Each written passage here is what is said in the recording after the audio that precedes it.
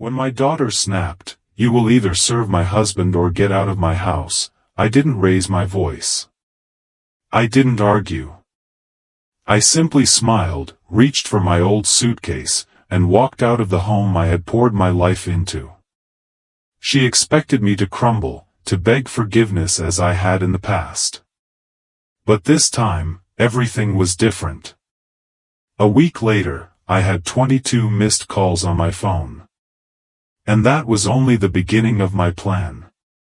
Before we continue, make sure to subscribe to the channel and tell us in the comments where you're watching from. You don't want to miss how this story of betrayal turns into one of sweet, calculated revenge. My keys were still warm in my palm when I pushed through the front door that afternoon, grocery bags cutting into my wrists. The soft spring light filtered through the curtains of the living room, a glow that usually lifted my spirits. But not today. Because in the center of the room, sprawled across my leather recliner, the one my late wife, Eleanor, had given me as her last gift before cancer claimed her, sat my son-in-law, Brent. His stocking feet were propped on the armrest, a half-empty bottle of beer dangling from his hand. The remote balanced on his belly like he owned the place.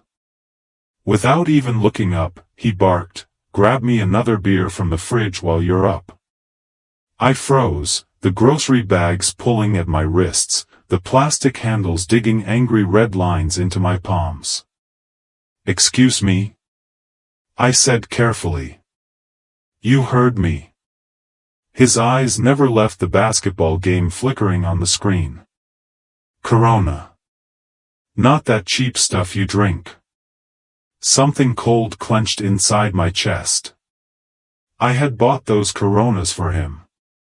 Spent my meager pension check on beer I'd never touch. "Brent," I said evenly, "I just walked in. Let me put the groceries away first." Now he turned his head, fixing me with that look I'd come to despise, the look that said, "I'm the man here, you're just in the way." "What's the big deal?" he sneered. "You're already standing. I'm comfortable." "The big deal," I said, keeping my voice calm, "is that this is my house." Brent swung his legs off the recliner with a thud. He stood, using his size like a weapon. At 30, he was taller and broader than me, but I'd dealt with bigger bullies than him in my lifetime. "Funny," he said, stepping closer, "because your daughter and I live here. We pay the bills. With my money. So let's be real about whose house this really is." The kitchen door swung open. My daughter, Melissa, appeared with a dish towel in her hands, her blonde hair pulled back in a messy ponytail. She froze, taking in the tension between us. "What's going on?" she asked, her voice carrying that warning tone I remembered from her teenage years. "Your father's being difficult," Brent answered without looking at her. "I asked him to grab me a beer, and he's acting like I insulted him." Melissa's eyes landed on me, full of disappointment. Like I was the child in the room. "Dad, just get him the beer," she sighed. "It's not worth fighting about." But Brent wasn't finished. He stepped closer, close enough that I could smell the alcohol on his breath. "See, old man," he said, "here's how this is going to work. You live in our house. You contribute. That means when I tell you to do something, you do it. No questions. No attitude. Our house?" I repeated quietly. Melissa stepped to his side, aligning herself with him. "That's right. Dad, you need to decide right now. Either you respect Brent and help out, or you can pack your things and leave." The words hung heavy in the air. I stared at her, searching for a glimpse of the little girl who used to hide in my arms during thunderstorms. But all I saw was the hardened face of someone who had chosen her husband's arrogance over her father's love. All right, I said. Brent smirked, certain he had broken me. Good. Now, about that beer.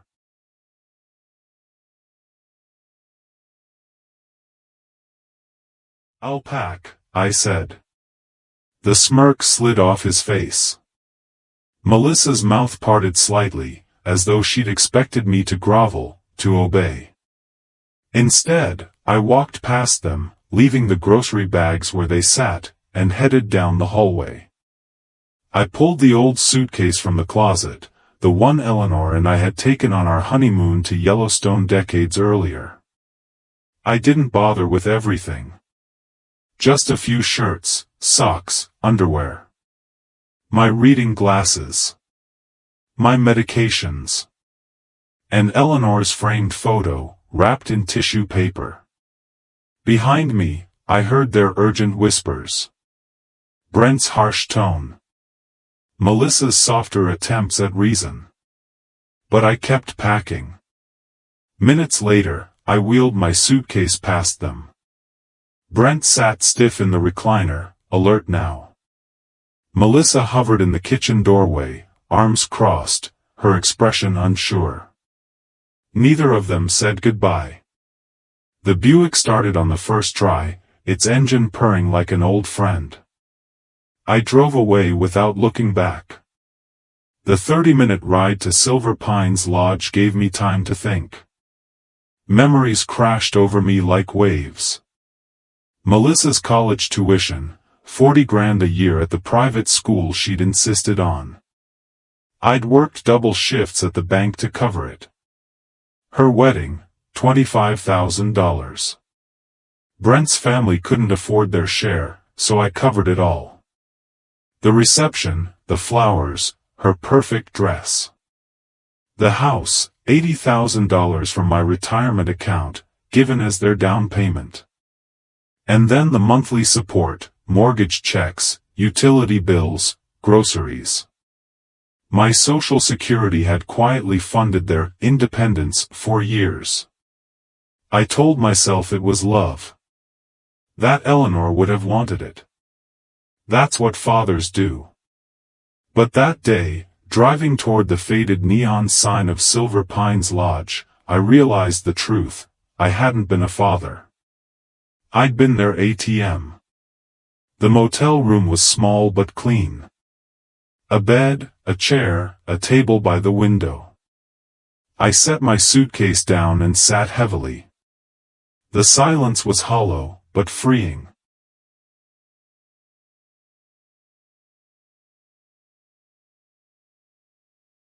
I pulled out my laptop and logged into my bank accounts.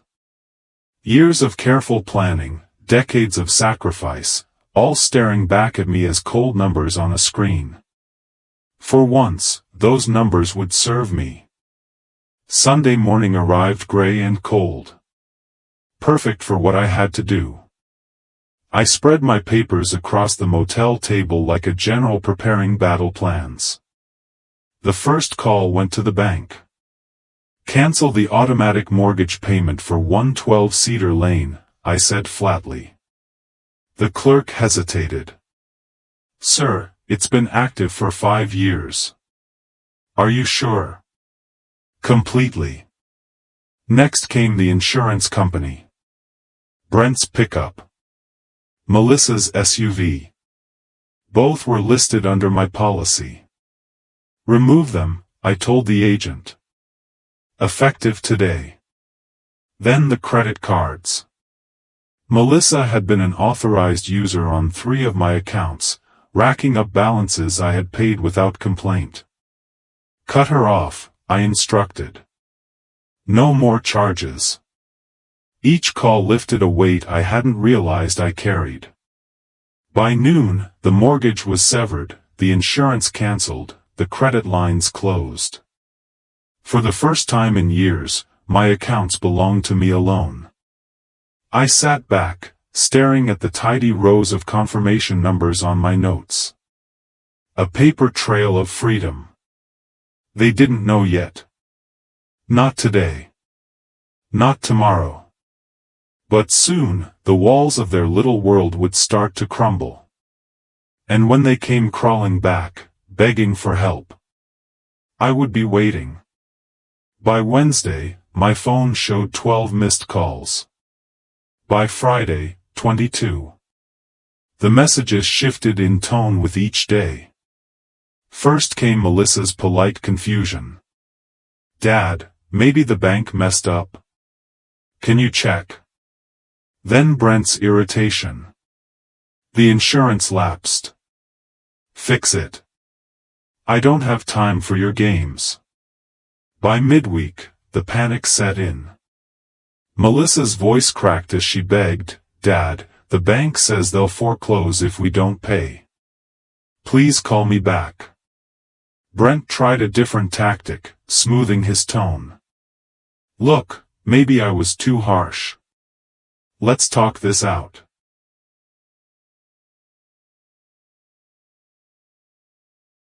I deleted every message. Their desperation was nothing compared to the years of quiet sacrifice they'd taken for granted. And I was only getting started.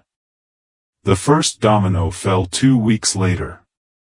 I was sitting in the little cafe across from Silver Pines Lodge, sipping black coffee and reading the morning paper, when the phone buzzed. It was Melissa again. I didn't answer. But this time, she left a voicemail that made me pause. "Dad," her voice cracked, trembling at the edges, "the bank sent us a foreclosure notice. They're giving us 30 days. Brent swore he'd cover it, but he can't. We don't know what to do." I let the phone rest on the table, her voice still echoing in my ears. This was it. The unraveling I had set in motion.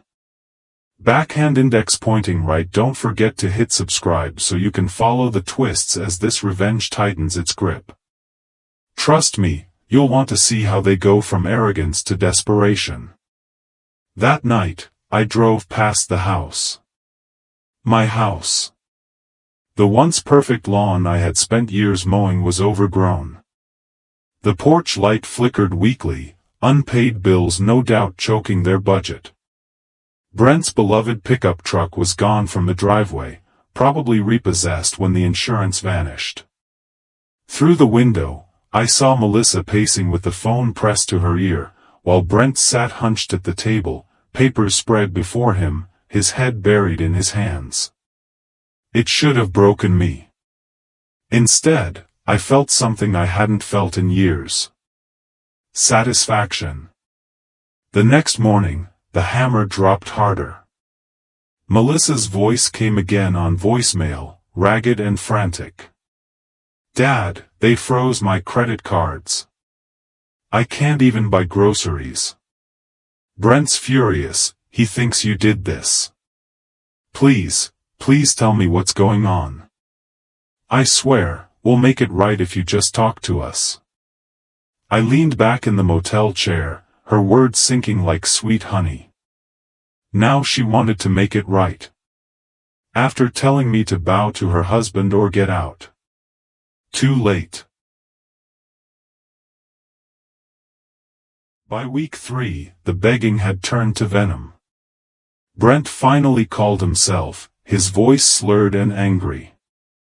"You think this is funny, old man? You think you can pull the rug out from under me and walk away? I made your daughter happy. I gave her a life. And you're destroying it." I stayed silent, letting him rant, his threats bouncing harmlessly off the walls of my motel room. When he finally shouted, "You're dead to us," before hanging up, I smiled. Because in truth, it was they who had killed our bond long ago. 3 weeks turned into 4. And that's when the real cracks showed.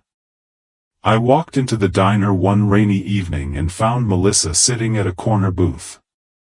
Her makeup was streaked, her eyes red. She hadn't seen me come in. She was talking to the waitress, her voice low but sharp. "I can't pay the rent. Brent lost his job last week. The bank took the truck. They're saying we'll be evicted by Friday if we don't pay. I don't know what to do. The waitress murmured sympathy. Melissa wiped her eyes with a napkin. My dad, he could help. But he won't. He's just gone. Gone.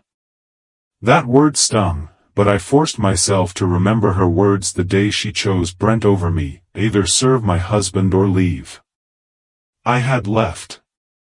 And now, she was living the cost of that choice. If you're still with me, drop a comment. Would you have helped them, or let them feel the full weight of their betrayal? Friday came, and with it, eviction day. I knew because Melissa called one last time. Her voice was hollow, defeated. Dad, they're putting our things on the street. Brent won't even face it. He left. I don't know where he went. I'm sitting here on the curb with boxes around me. I just wanted you to know. For a moment, I almost caved. She was still my daughter.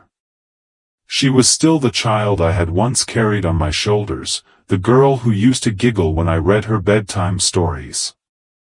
But then I remembered every sacrifice, every dollar, every piece of myself I had given her.